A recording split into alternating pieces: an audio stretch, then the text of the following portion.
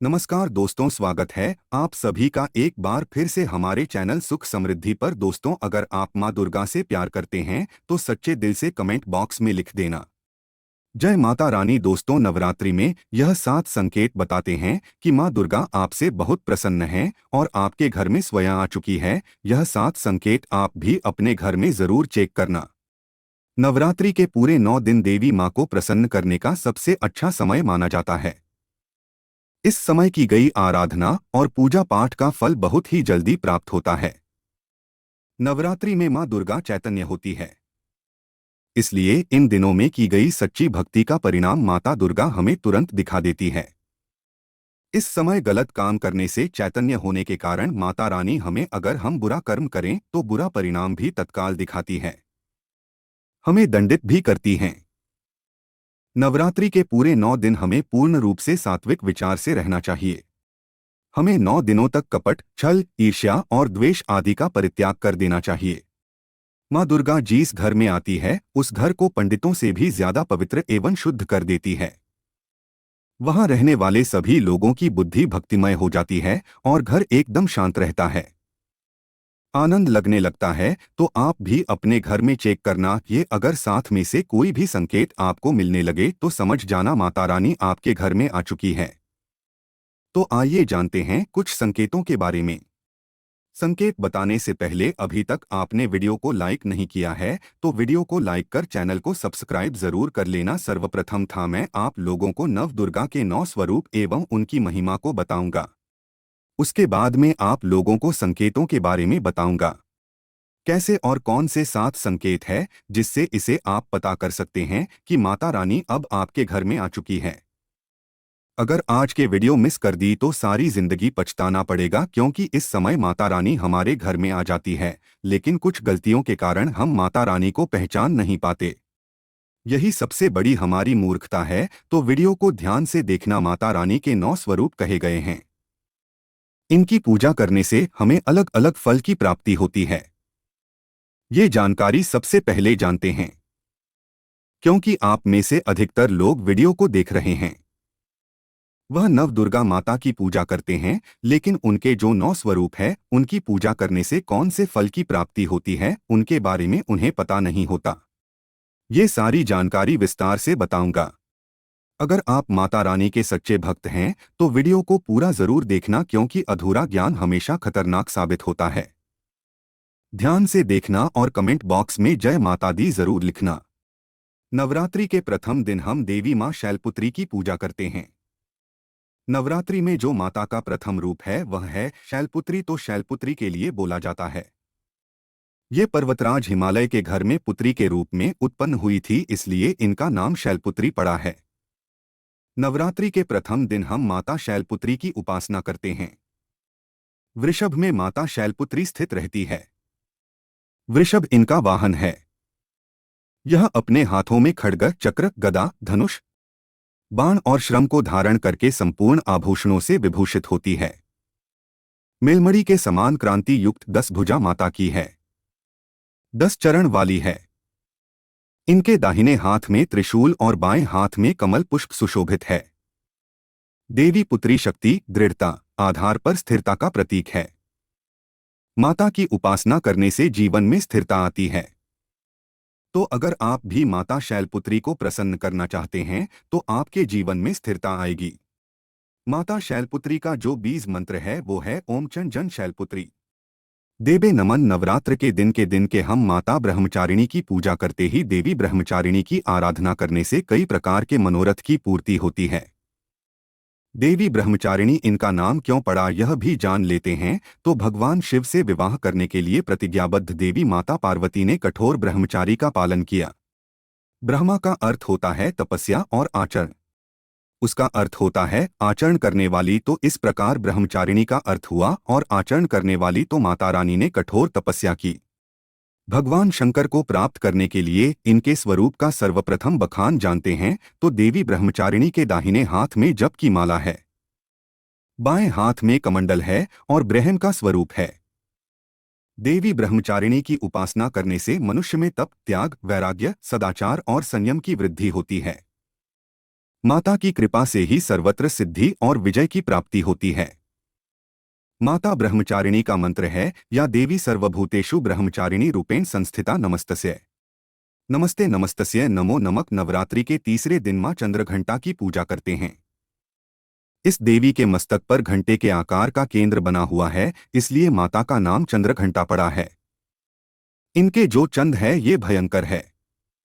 घंटे की ध्वनि से ये सभी दुष्ट व्यक्तियों का नाश करती है, इसलिए माता का नाम चंद्रघंटा पड़ा है। इनके स्वरूप जान लेते हैं तो मां के शरीर का रंग स्वर्ण के समान चमकीला है। इनके 3 नेत्र हैं, 10 हाथ हैं। इनके कर कमल, गधा, धनुष, बाण, खड़क, त्रिशूल और अस्त्र शस्त्र लिए हुए हैं। अग्नि जैसे बनने वाले हैं, ज्ञान से जगमगाने वाली है।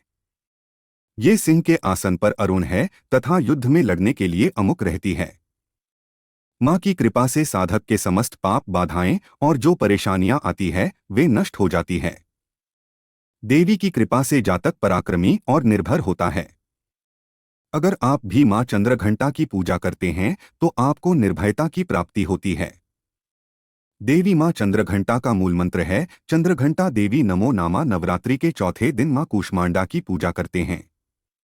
अब कुष्मांडा क्यों पड़ा है, नाम से भी सुन लीजिए, यह माता कुष्मांडा है क्योंकि माता ने ही सृष्टि का निर्माण किया है, इसलिए माता का नाम कूष्मांडा पड़ा है। माता रानी की 8 भुजाएं हैं और यह 8 भुजाएं कई प्रकार की है।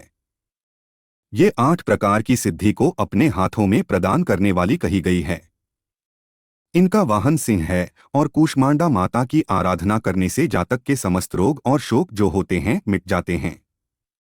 माता हमें आयोग, यश और बल तथा आरोग्य प्रदान करती है। माता का मूल मंत्र है कुष्मांडा शर्मिंदा न महा। नवरात्रि के पंचम दिवस माता स्कंदमाता की पूजा करते हैं। शैलपुत्री ब्रह्मचारिणी बनकर तपस्या करने के बाद भगवान शिव से विवाह किया। तदंतर स्कंद उनके पुत्र बने, अर्थात कार्तिकेय जो हैं उनके पुत्र बने, इसलिए माता स्कंदमाता कहलाए। स्कंद भगवान को अपनी गोद में हमेशा बैठे हुए माता रहती है, इसलिए इनका नाम से निर्माता पड़ा है। और इन माता की उपासना करने से समस्त इच्छा की पूर्ति होती है और परम शांति की, परम सुख का अनुभव होता है।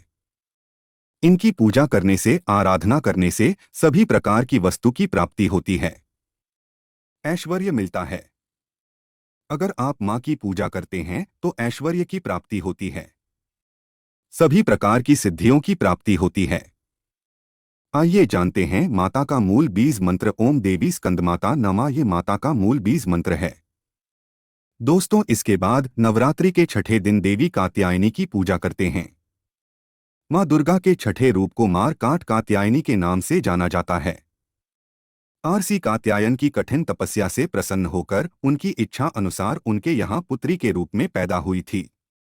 आरुषि कात्यायन ने इनका पालन पोषण किया था, इसलिए माता का नाम कात्यायनी पड़ा है। माता की भक्ति जातक को अर्थ, धर्म, काम और मोक्ष चारों फल प्रदान करती है। साधक अलौकिक तेज और प्रभाव से युक्त हो जाता है। इनकी पूजा करने के बाद माता को जो मूल बीज मंत्र है वह इस प्रकार से है। ओम देवी कात्यायनी नामक इस मंत्र से जाप करके माता को प्रसन्न कर सकते हैं।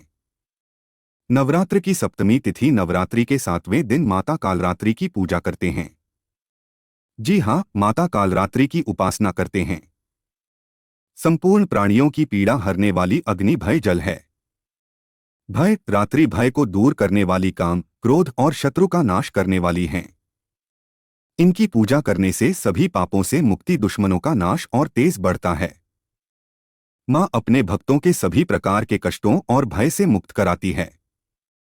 माता को जो बीज मंत्र है मेरी क्लीन चामुंडा विजय, इस मंत्र का जाप करने से माता बहुत ही प्रसन्न होती है। या फिर होम काली के नमक इस मंत्र का जाप कर सकते हैं। दोस्तों, नवरात्रि की अष्टमी दिन नवरात्रि के जो अष्टम स्वरूप कही गई है मां गौरी, मां दुर्गा का जो अष्टमी स्वरूप है ये मां गौरी है। हिमालय में तपस्या करते समय गौरी का शरीर धूल मिट्टी से ढककर मलिन हो गया था, जिसे शिव ने गंगा जल से धोकर के मल को बाहर निकाला, शरीर को गौरव प्रदान किया, इसलिए माता का नाम गौरी पड़ा है। और इनकी पूजा करने से क्या फल प्राप्त होता है आइए जानते हैं। ये सभी देवियों की तुलना में सबसे जल्दी प्रसन्न होती है, और अगर आप जल्दी प्रसन्न करना चाहते हैं देवी दुर्गा के स्वरूप में किसी भी देवी की तुलना में आप महागौरी की पूजा करना शुरू कर दीजिए। इनकी पूजा करने से यह तत्काल प्रसन्न होती है। देवी का जो स्वरूप कहा गया है वो है सिद्धिदात्री। माँ दुर्गा जी का जो स्वरूप है वह है सिद्धिदात्री। ये सभी प्रकार की सिद्धि को देने वाली है। सिद्धि अर्थात मोक्ष को देने वाली, तो देवी माँ का पूजा पाठ करने से सभी प्रकार की सिद्धि की प्राप्ति होती है, सभी प्रकार की कामना की पूर्ति होती है। इसीलिए नवरात्र के 9वें दिन इनकी पूजा से असंभव कार्य को भी संभव कर सकते हैं। इसलिए अधिकतर जितनी भी जातक है, साधक है, सिद्धि प्राप्त करने वाले साधक माँ सिद्धिदात्री की पूजा करते हैं। और माँ कभी भी, चाहे असुर हो, चाहे मानव हो, चाहे दानव हो, चाहे कोई भी हो, कितना भी उत्तम साथ धूप क्यों ना हो, किसी पर यह भेदभाव नहीं करती, सभी को यह सिद्धि प्रदान करती है। इनका जो बीज मंत्र है सिद्धिदात्री नमन, आप में से अधिकतर दर्शक हमें कमेंट करते हैं कि गुरुजी हमें सिद्धि की प्राप्ति करने के लिए क्या करना चाहिए। तो अगर आप सिद्धि प्राप्त करना चाहते हैं तो मान सिद्धिदात्री की आराधना करना शुरू कर दें। और जो बीज मंत्र बताया है, इस बीज मंत्र का जितना ज्यादा हो सके जाप करें।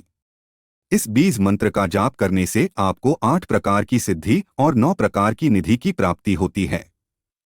आइए अब इस वीडियो में जानते हैं, नवरात्रि में ये 7 संकेत बताते हैं मां दुर्गा आपसे बहुत प्रसन्न हैं और आपके घर में आ चुकी हैं। पहला संकेत है बार बार गौ माता का आना। जिस घर में मां दुर्गा रहती है उस घर में उनकी बहन कामधेनु उनकी सेवा के लिए, उनके दर्शन के लिए बार बार घर के द्वार पर बिल्कुल ही आती है और यह घर के इर्द गिर्द घूमती रहती है। वहां से 9 दिनों तक नहीं भागती तो समझ जाना माता रानी आपके घर में आ चुकी है।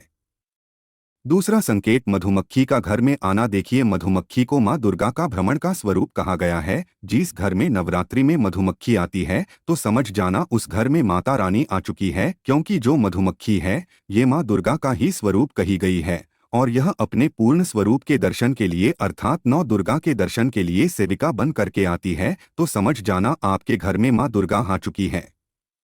तीसरा संकेत ज्योति का तेल गति में जलना। जी हाँ, अगर आपने अपने घर में माता रानी की प्रसन्नता के लिए भक्ति प्राप्त करने के लिए ज्योति स्थापित करके रखी है और अगर ज्योति की लौ तेज गति से जल रही है तो समझ जाना ज्योति के समक्ष स्वयं माता रानी खड़ी है और आपको भी अंतर आत्मा से माता रानी के होने का एहसास होगा। तो इन संकेतों से भी पता कर सकते हैं कि माता रानी आपके घर में आ चुकी है। चौथा संकेत नवरात्रि में दीपक की बाती में फूल का बनना। अगर आपके दीपक की बत्ती में अचानक से फूल बनने लगे तो समझ जाना नव दुर्गा माता आपके ऊपर बहुत प्रसन्न हैं, आपके ऊपर पूर्ण रूप से अपनी कृपा बरसा रही है और माता रानी आपके घर में आ चुकी है। आपके सभी कष्टों को दूर करके माता रानी इस लोक से फिर जाएंगी अर्थात आपके घर से जाएंगी। पांचवां संकेत बताते हैं बार बार घर में अगर काली चींटी निकलने लगे, अगर काली चींटी समूहबद्ध निकल रही है और रास्ता काटती है तो समझ जाना माता रानी आ चुकी है और आपके सभी प्रकार की इच्छा को पूर्ण करके जाएंगी। यह माता लक्ष्मी के होने का एहसास कराता है। अचानक घर में मनमोहक सुगंध आने लगे। यदि आपको अपने घर में अचानक से इतर जैसी कोई सुगंध आने लगे, ठंडी हवा चलने लगे, तो समझ जाना माता रानी आ चुकी है और अपने होने का एहसास आपको करा रही है। तो इन संकेतों से भी पता कर सकते हैं कि माता रानी आपके घर में आ चुकी है। सातवां संकेत कई कपड़े पहने अगर कोई याचक आ जाए तो समझ जाना माता रानी आपके द्वार पर याचक बंद करके आ चुकी है। नवरात्रि में कोई भी याचक आए तो खाली हाथ भूलकर भी मत जाने देना, क्योंकि स्वयं माता रानी परीक्षा लेने के लिए हमारे घर में याचक बनकर के आ जाती है, क्योंकि इस बार अपने भक्तों की परीक्षा लेने के लिए धरती पर स्वयं आते हैं और ये आपको समझना होगा। तो ये 7 संकेत बताते हैं कि माता रानी आपके घर में आ चुकी है और आपसे काफी प्रसन्न है। इनमें से आपको कौन सा संकेत मिला है हमें कमेंट सेक्शन में जरूर बताएं और कमेंट बॉक्स में जय माता रानी अवश्य लिखें। स्वस्थ रहें, सुरक्षित रहें। धन्यवाद।